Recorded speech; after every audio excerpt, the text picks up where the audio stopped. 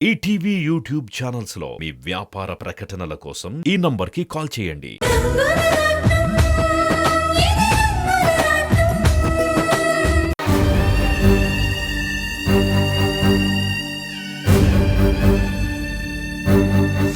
ఇదే చిరునవ్వుతో మిమ్మల్ని కళ్ళారా చూస్తూ పుణ్యస్త్రీగా పోవాలని కోరుకున్నాను.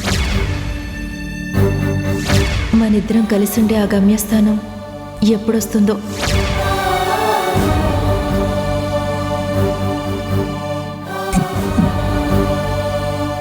జానకి, జానకి, నాతో జీవితాన్ని పంచుకున్నావు. నా ప్రతి అడుగులోనూ అడుగు కలిపి నాకు ధైర్యాన్ని ఇచ్చావు. నన్ను ముందుకు నడిపించావు. నీ కడుపున పుట్టిన కూతురు నీకు దూరం చేసిన నీలో నువ్వే బాధపడ్డావు. కానీ నన్ను నువ్వు ఒక్క మాట కూడా అనలేదు. నువ్వు నా జీవిత సహచారినైనందుకు నేనెంతో అదృష్టవంతుని అనుకున్నాను. కానీ నేను కష్టంలో ఉన్నప్పుడు నన్ను వదిలి ఇలా వెళ్ళిపోతావని ఊహించలేదు జానకి, నేను ఊహించలేదు. నువ్వు లేని బ్రతుకు నాకు శూన్యంతో సమానం. ఇలా జీవితాంతం చీకట్లోనే బ్రతకాలి. నీ ఊహల్ని తలుచుకుంటూ బ్రతికున్న శవల్లా బ్రతకాలి. ఇంతకాలం నువ్వు నాతో ఉన్నావన్న నమ్మకమే నన్ను ఇన్ని రోజులు నడిపించింది. కానీ ఈరోజు నువ్వు నన్ను నట్టెట్లో ముంచేసి వెళ్ళిపోయావు. మృత్యువుని నువ్వు కోరుకోకపోయినా అది నిన్ను ముంచేసింది జానకి. ఎంతగా బాధపడినా, గుండెలు అవిసేలా ఏడ్చినా కన్నీరుకి కరగని యమపాశం నిన్ను మింగేసింది జానకి. రేపటి నుంచి నీ మాట వినిపించకుండా, నువ్వు కనిపించకుండా ఎలా బ్రతకాలి అర్థం కావడం లేదు జానకి. నా వల్ల నీ మనసుకు బాధ కలిగిందని నాకు తెలుసు. దానికి నాకింత పెద్ద శిక్ష విధిస్తావని నేను ఊహించలేకపోయాను జానకి, ఊహించలేకపోయాను. తెలుసో తెలియకో నా వల్ల నీకు నష్టం కలిగి ఉంటే నన్ను క్షమించు జానకి, నన్ను క్షమించు, నన్ను క్షమించు.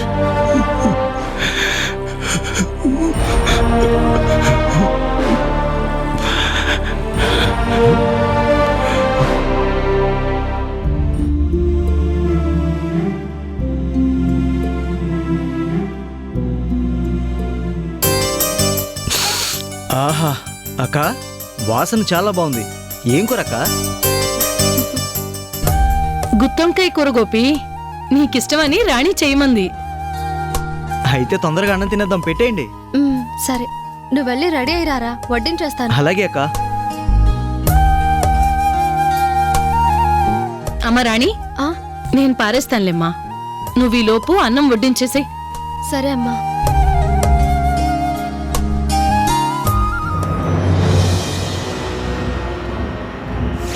నా కూతుర్ని అల్లుణ్ణి ఎప్పుడు బయటికి పంపిస్తావు అని అడుగుతున్నాను.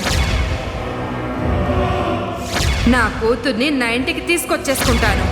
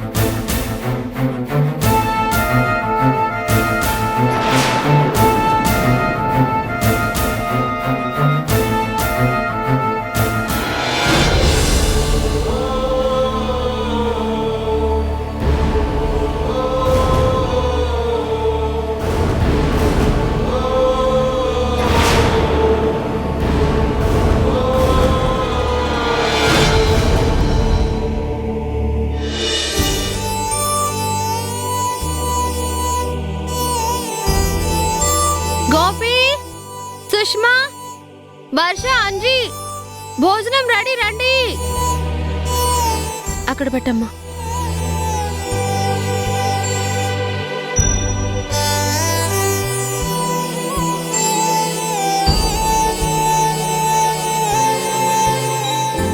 సుష్మా, మా ఇంట్లో గుత్తొంకాయ కూర ఎంత బాగా చేస్తారో తెలుసా? అది ఉంటే అన్నం కూడా అక్కర్లేదు, వట్టి కూరే తినేస్తాం. అక్క, వడ్డించక్క.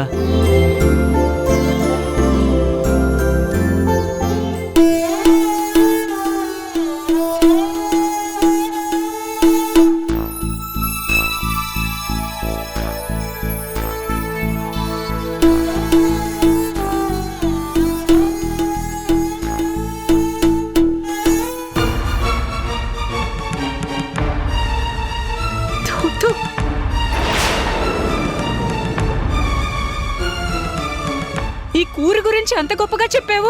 చిచ్చి, అంత ఉప్పు కషాయం. పళ్ళు రాలిపోతాయి. ఆ కూర చేసింది ఎవరనుకుంటున్నావు? ఇష్టం లేకపోతే తినడం మానే, అంతేగాని నిందలు వేయకు.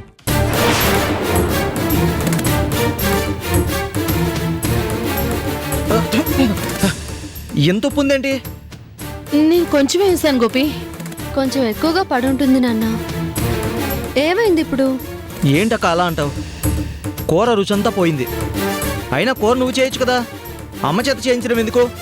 ఏంట్రా, అమ్మ చేతి వంటకే వంకలు పెడుతున్నావా? నాకు మాత్రం నీ చేతి వంట అంటేనే ఇష్టం. ఇంకెప్పుడు అమ్మ చేత్తో మాత్రం వంట చేయించుకో. చచ్చ, తినాలన్న కోరికే చచ్చిపోయింది.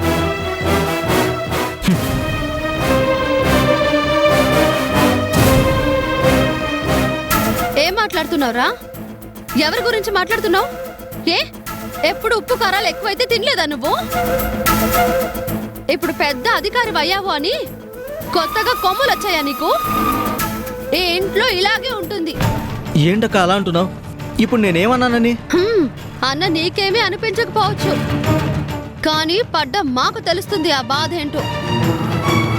పొద్దున్నంతా హోటల్లో చచ్చి చాకరీ చేస్తాము, ఇంటికొచ్చి ఇంత వంట చేసి పెడుతుంటే తినడం మానేసి పిచ్చి పిచ్చిగా మాట్లాడుతున్నావేంట్రా? ఏంటి వదిన గోపినంటున్నావు? ఏం తప్పన్నాడని?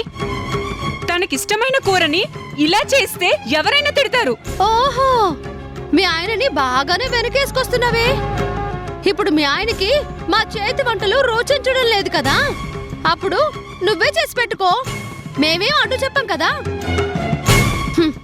బిర్యానీలు తెచ్చుకుని గదుల్లో కూర్చొని తిన్నప్పుడు మేమేమైనా అడిగామా? ఇప్పుడు అడగడానికి ఏంటక్క ఎప్పుడూ లేంది ఎలా ప్రవర్తిస్తున్నావు? అనవసరంగా గొడవ ఎందుకు పెడుతున్నావు? ఏం మాట్లాడుతున్నావే?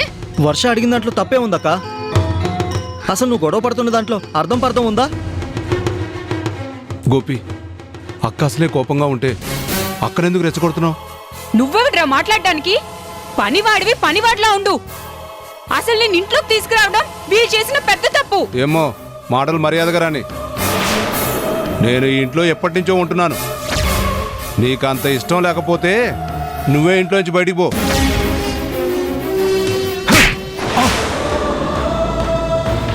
రే అంజీ, ఎవరి గురించి మాట్లాడుతున్నావు? నీకు తనకి పోలికేంట్రా? గోపి,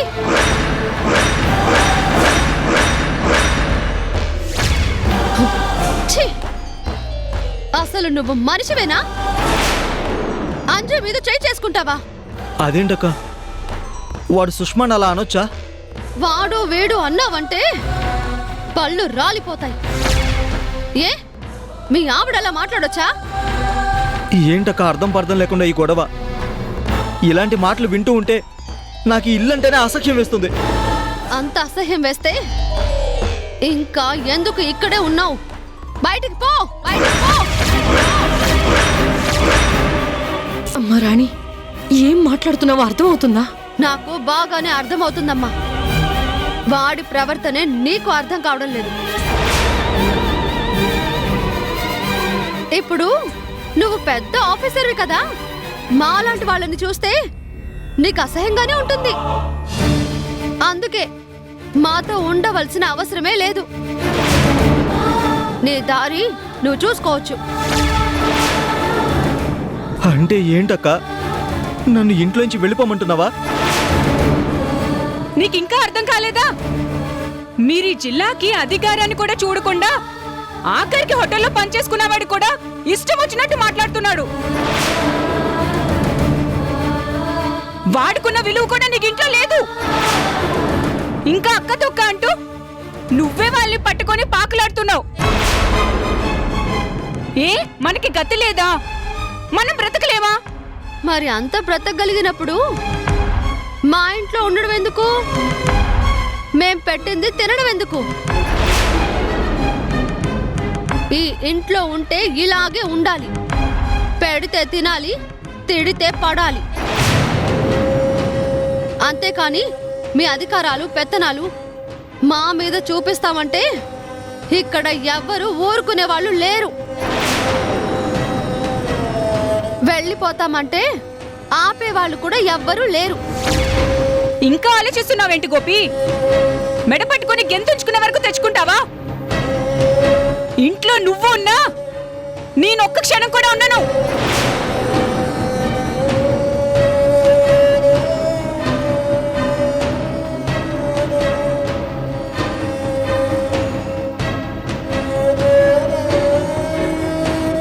వెళ్దాం పద గోపి. అమ్మా అమ్మా, ఎక్కడికమ్మా బయలుదేరుతున్నారు?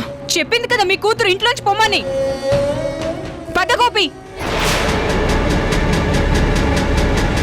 గోపి, ఒరే గోపి, తప్పు నాదేరా, తప్పు నాదే.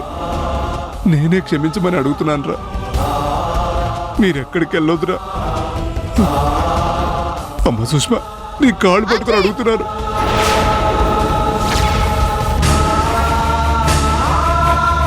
నువ్వు ఏ తప్పు చేయలేదు. ఏ దిక్కు మాలిన వాళ్ళ కాళ్ళు పట్టుకోవాల్సిన అవసరం లేదు. వెళ్ళిపోతామని నిర్ణయించుకున్నాక ఉండనిచ్చే ప్రసక్తే లేదు. వాళ్ళ దారిని వాళ్ళని చూసుకోమని చెప్పు. నిజం చెప్పక్క, నన్ను ఇంట్లోంచి పంపించేయడానికే కదా నువ్వు ఈ నాటకం ఆడుతున్నావు. నాటకాలు ఆడాల్సిన అవసరం నాకు లేదురా. మీ ఆవిడ మాటలు విని నీ ప్రవర్తన చాలా బాగా మారింది. పెళ్ళయ్యాక నువ్వు మారిపోయావురా. పాత గోపిలా లేవు. ఇలా మారిన గోపితో మాకు ఎలాంటి సంబంధము లేదు. సరే అక్క, నేను వెళ్ళిపోవడమే కదా నీకు కావాల్సింది. అలాగే వెళ్ళిపోతాను. గోపి గోపి ఆగురా. అమ్మ రాణి, వాడు వెళ్ళిపోతున్నాడమ్మా. అమ్మా, నువ్వు కూడా నాతో వచ్చే.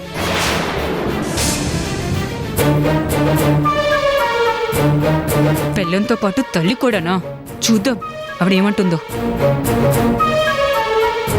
నేను రానురా. నా కూతురుతోనే ఉంటాను.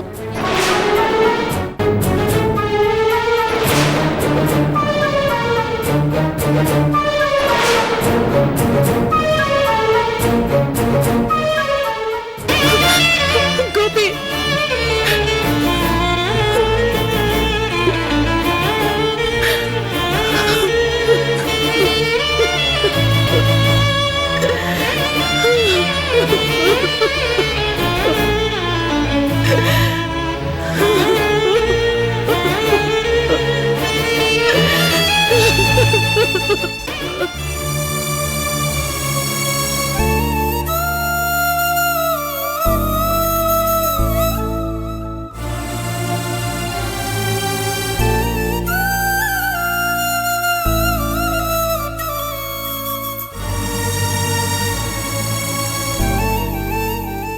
సూర్యం గారు, ఈ జ్యూస్ తాగండి.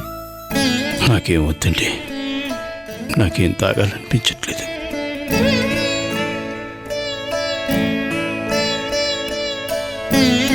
రెండు రోజుల నుంచి మీరు పచ్చి మంచినీళ్ళు కూడా తాగలేదు.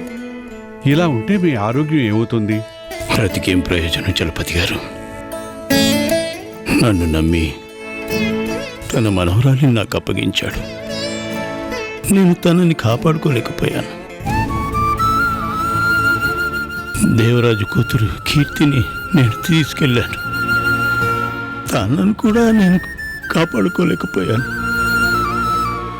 చివరికి నేనే సర్వస్వం అనుకుని నా కష్ట సుఖాలలో పాలు పంచుకొని నా కోసం బ్రతికిన నా జానకి చివరి చూపు కూడా నేను నోచుకోలేకపోయాను. ఇలా దూరమైపోతామని కాబోలు ఆ రోజు ఆ భగవంతుడు నా నోటి వెంట పలికించాడు, మనం విడిపోవాల్సిన పరిస్థితి వచ్చింది జానకి అని. దారులు విడదీస్తున్నాడే అనుకున్నాను, కానీ ఇలా జానకిని నాకు శాశ్వతంగా దూరం చేస్తాడని నేను అనుకోలేదు.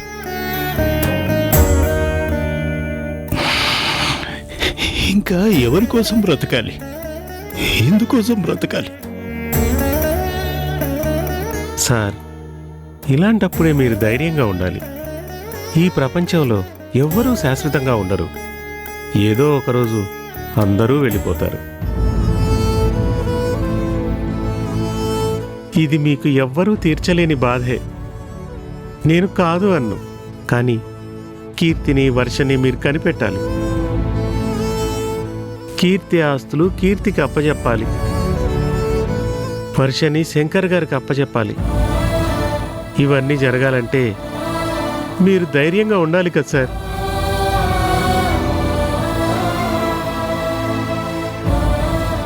ఇన్నాళ్ళు నేను ధైర్యంగా బ్రతికింది నా జానకిని చూసుకుని. ఎన్ని కష్టాలు ఎదురైనా ఏ రోజు తను కృంగిపోలేదు, నన్ను కృంగిపోనివ్వలేదు. మీరు అనుకున్నదే సాధిస్తారు అంటూ నా వెన్ను తట్టి నిలబడింది. నాకే బాధ వచ్చినా నా బదులు తను కన్నీళ్లు పెట్టుకుంది. ఆనందాన్ని నాతో పంచుకుంది. కానీ ఏ రోజు నా కష్టమని నన్ను సాధించలేదు.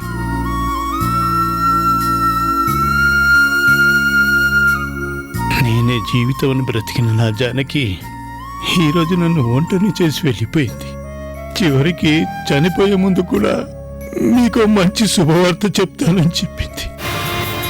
కానీ శాశ్వతంగా దూరం అయిపోయింది. ఊరుకోండి సార్. కాదు అనవు సార్, కానీ ఎంత బాధనైనా కాలం మరిపిస్తుంది.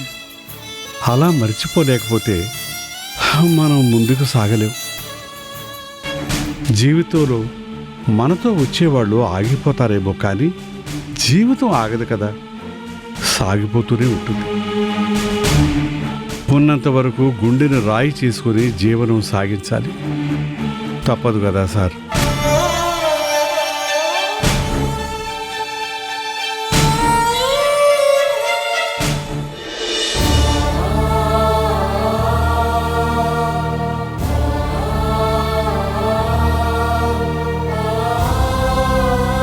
ఇప్పుడెందుకక్క ఏడుస్తావు? కావాలని గొడవ పెట్టింది నువ్వు, వాళ్ళిద్దరిని ఇంట్లో నుంచి పంపించింది నువ్వు. ఇది మాకు అర్థం కాలేదనుకున్నావా? ఇన్నేళ్లలో ఎప్పుడు నీలో అంత కోపాన్ని చూడలేదు.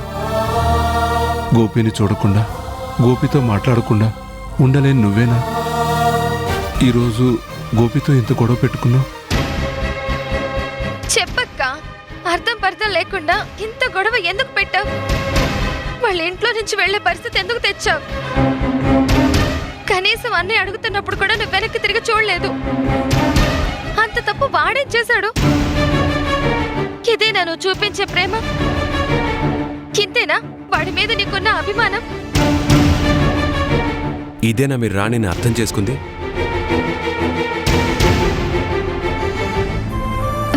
రాధా గారు, నిజం చెప్పని రాణి, నువ్విచ్చిన మాట ప్రకారం పంపించాల్సిన గోపిని ఎలాగో ఇంట్లో నుంచి పంపించేశావు కదా.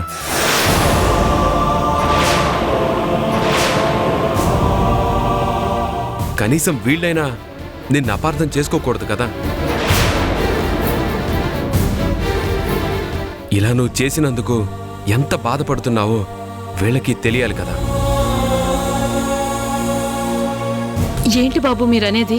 అవునండి, సుష్మ తిరిగి ఇంటికి వచ్చిందని మీరందరూ మురిసిపోయారు. కానీ గోపిని పంపించేస్తానని రాణి సురేఖ గారి దగ్గర మాటిస్తేనే సుష్మని ఆవిడ పంపించింది.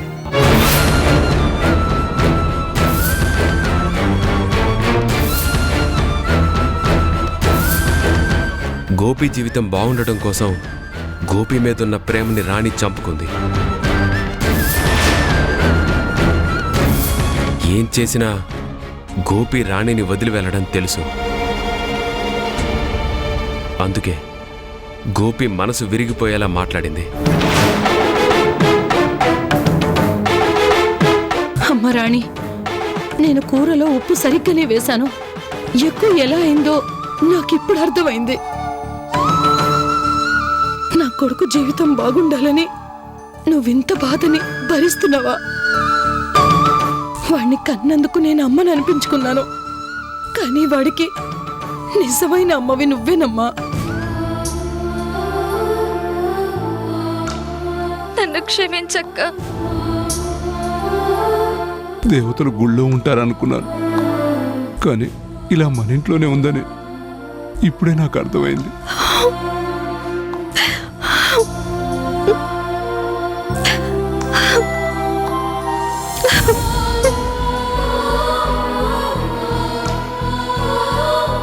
అన్నయ్య మనకి దూరం అవ్వాలని నిర్ణయించుకున్నాం కదా.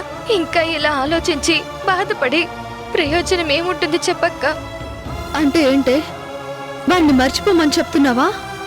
అంతకు మించి మరో దారి లేదు అని చెప్తున్నానక్క. మనం ఇలా బాధపడుతున్నామని తెలిస్తే అన్నయ్య ఎక్కడ ఉండలేడక్క.